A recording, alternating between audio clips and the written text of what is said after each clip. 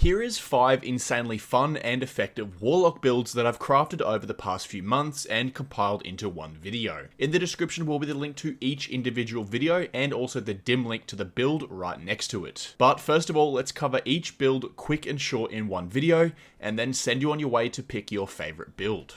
Now the first Warlock build is probably the most fun Warlock build that I've ever put together and used in any content in the game. Now this is an Arc Warlock build using the Prismatic subclass, and I like to call it the Carpet Bomb Nuke build.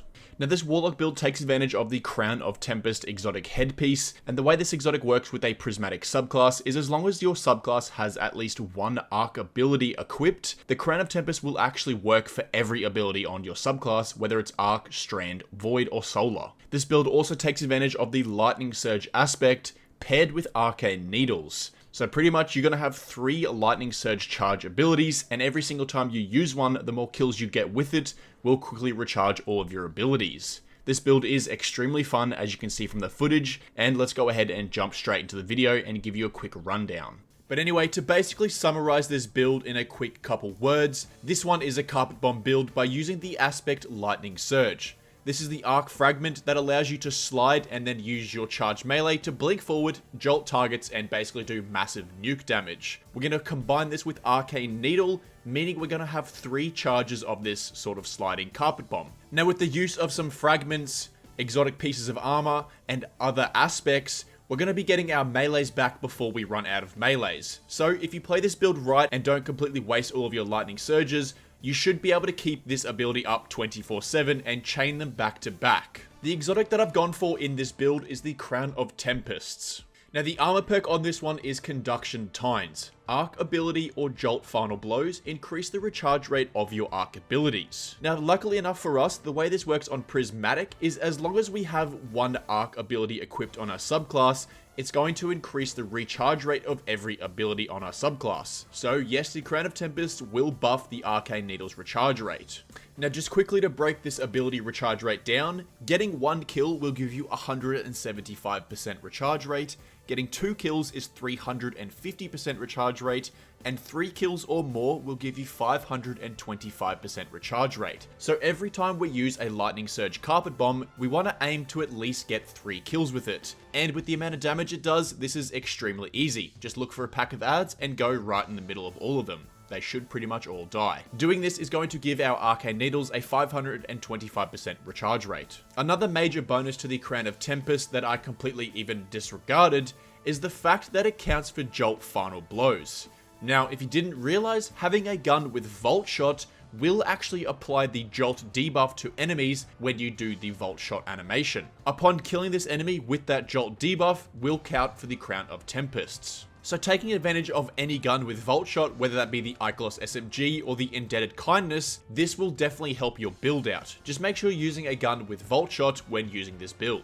Now the second build is a Strand Warlock build with infinite suspension and poison spreading everywhere all over the map. This build is super effective in that lower to mid-range content where there is just plenty of ad density in the game and your poison can pretty much spread everywhere through all of your Strand abilities, and also the use of the Necrotic Grips and the Thorn exotic hand cannon. Like pretty much every Warlock Strand build, this one takes advantage of the Mind Spun Invocation aspect, which allows you to consume your Shackle Grenade and activate Weaver's Trance. Now what Weaver's Trance does is basically final blows with Weaver's Trance active will create suspending effects everywhere. This effect counts through poison kills, which the Thorn spreads everywhere, and obviously the Thorn and the Necrotic Grips work very well together in spreading poison everywhere. Pairing this with Arcane Needles, you have 3 charges to spread your poison all over the map, and it is overall extremely effective and very fun. Let's cover some of the best aspects of this build, and if you like any of it, make sure you stick around to the end to know exactly how to make it. So probably the best pro of this build is you are going to have infinite uptime on basically suspending enemies.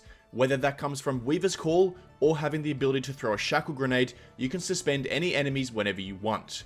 On top of that, you're going to have 24/7 uptime on Woven Mail, giving you massive damage reduction. You're going to be having poison spreading everywhere through the use of the Thorn and the Necrotic Grips, which I'm going to get into very soon, which is going to give you uptime on your grenade, basically 24/7. And you're going to be getting your super quite fast, which is going to allow you to nuke down any enemies that need some super damage.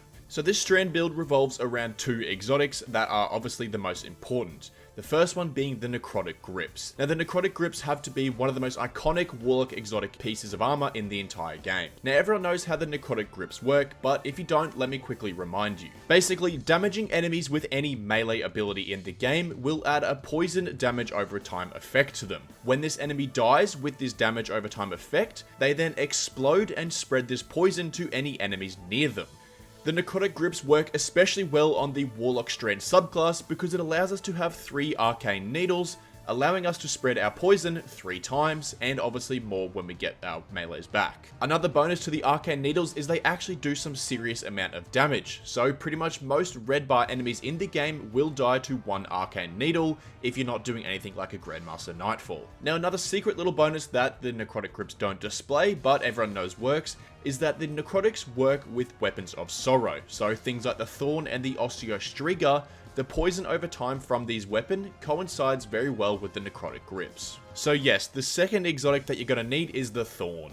Now the Osteostriga will work, but in my opinion the Thorn just works better overall, as the Osteostriga recently got quite a bad nerf. Now the way to maximize the Thorn's capability and use it to the best of its advantage is anytime you kill an enemy with the Thorn, make sure you run up and get the Soul Devourer that drops from the enemy that you just killed. It's like a little green particle on the ground, and it will float towards you. Picking this little green orb up that the Thorn drops is very important. It's going to give the Thorn quite a few buffs. The first thing is it's going to buff the damage over time effect that the Thorn does, while also partially refilling the magazine. Now the third Warlock build is a pure solar build that takes advantage of the Starfire Protocol Warlock exotic chess piece. This is a little bit of a flashback to when the Starfire Protocol ran the Destiny 2 meta and you were able to throw fusion grenades absolutely everywhere. This build is very similar to that one, and it tries to achieve that previous meta. However, it isn't a DPS build, but more of an ad clearing build where you use your solar abilities and solar weapons to build up fusion grenades and spread them all over the map to create infinite ignitions. The Starfire Protocol is going to give us an extra grenade, and pairing this with Touch of Flame, this allows each fusion grenade to explode twice, pretty much meaning we have 4 grenades, as each grenade will explode twice. On top of this, we are also going to be taking advantage of Hellion, just for some extra damage, and also causing more Scorch stacks on the enemies all around us, and just inevitably causing more ignitions. This whole build revolves around one of my favorite guns in the game as well, the Aberrant Action with Heal Clip and Incandescent, just overall making this build extremely fun and very solid to use. So let's jump into the video.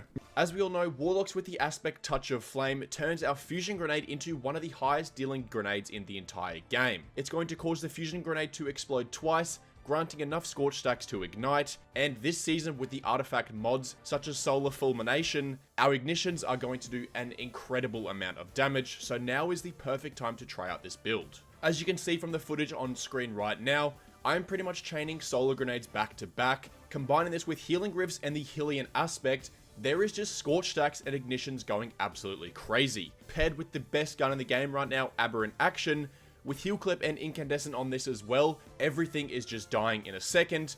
I'm full health, nothing is even getting close to me, and even Yellow Bar and mini bosses are getting absolutely destroyed. Moving on to build number 4, this is a Warlock Prismatic build that takes advantage of the Mantle of Battle Harmony exotic chess piece. Now you may be thinking, why the hell would I use this exotic chess piece? But basically the way this build works is it allows you to keep up your Song of Flame pretty much as long as there are ads around. So this build is pretty much a support orientated Warlock build, which is extremely fun. To put it simply, this is my infinite Song of Flame build, and I literally mean pretty much infinite. Now you're probably wondering, why do you want to be in your Song of Flame forever? Well, let me break it down for you. 1, you get a massive damage resistance to you and your allies. 2, you are also infinitely radiant while you are in your Song of Flame to you and your allies.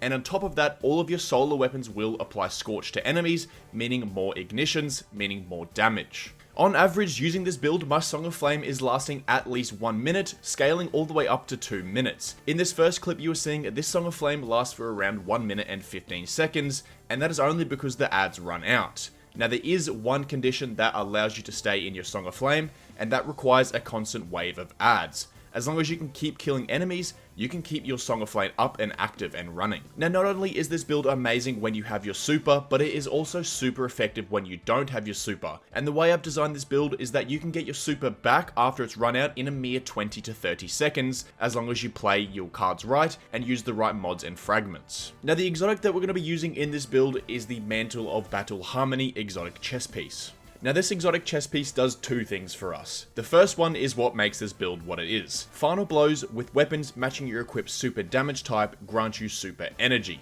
So this is our number one reason why we can stay in our Song of Flame and keep getting chunks of our super back, is by getting kills with solar weapons, because obviously Song of Flame is solar. And the second thing that this exotic does for us is when our super energy is full, we instead gain a temporary bonus to weapon damage of that type. Now, this damage boost is around a 25% damage boost to solar weapons. Now, this is a nice little damage boost, but unfortunately we won't realistically be taking too much advantage of this damage boost, because we want to be using our super as much as possible to be radiant and also have a massive damage resistance from Song of Flame. So anytime we do get our super, we're pretty much just going to want to use it as soon as possible. Moving on to our final build, we have a Stasis Warlock build that takes advantage of shattering enemies and using the Ergo Sum. Still to this day, one of my favorite exotics in the game. Now, just like all of the Warlock Stasis builds, this one revolves around the Osmiomancy exotic gloves, which allows you to spam out Cold Snap grenades pretty much forever, freezing unlimited enemies and shattering them whenever you need. The other exotic that we're going to be pairing with the Osmiomancy gloves is the Ergo Sum sword with the Arc Conductor intrinsic trait. These two exotic pieces paired together is extremely fun, pretty much allowing you to throw out Cold Snap grenades, freeze enemies, and then you pull out your Ergo Sum, use your heavy attack, activate the Arc Shield, and it's going to zap all the enemies around you. Anytime this sword zaps frozen enemies, they're going to shatter and cause massive stasis explosions. So, as we all know, this is the Warlock Osmiomancy Gloves exotic build, and in my personal opinion, using Osmiomancy works especially well by using specifically the Stasis subclass. Now, I know in the Prismatic subclass we do have access to Cold Snap grenades, however Stasis subclass offers fragments and aspects that unfortunately Prismatic doesn't offer, which, you know, makes this build better than it would be if you were using Prismatic. Now, if you haven't seen the Osmiomancy gloves, basically what it does is it gives you a bonus Cold Snap grenade, meaning you have 2 grenades. Now, when you throw this grenade, if you do directly hit an enemy, it pretty much refunds a full 100% of your grenade energy back. So while you are playing this build, and as you are throwing your Cold Snap grenades out, try and at least hit the enemy so that it guarantees you another grenade. However, with the help of some mods and other fragments, if you do end up not hitting the enemy, and you do waste a bunch of grenade energy, you will actually get this grenade energy back very quickly. Now, pairing with this exotic, we are also going to be using the Ergo Sum, with the intrinsic trait being Arc Conductor. Now, the Arc Conductor is from the Risk Runner exotic. Now, basically, the way this one works is every time you do a heavy attack, it's going to form a little arc shield around you, and this shield will absorb arc damage, but it will also send out lightning bolts and zap everything around you. But that right there will pretty much wrap up my 5 favorite Warlock builds that I've made over the past few months and compiled into this one video. Like I said before, in the description below will be the link to all 5 videos and also the dim link as well. Thank you so much for watching this video. If you did enjoy it, feel free to drop a like, subscribe, comment down below, and let me know in the comments what your favorite Warlock build is. But again, thank you for watching, and I'll see you in the next video. Later.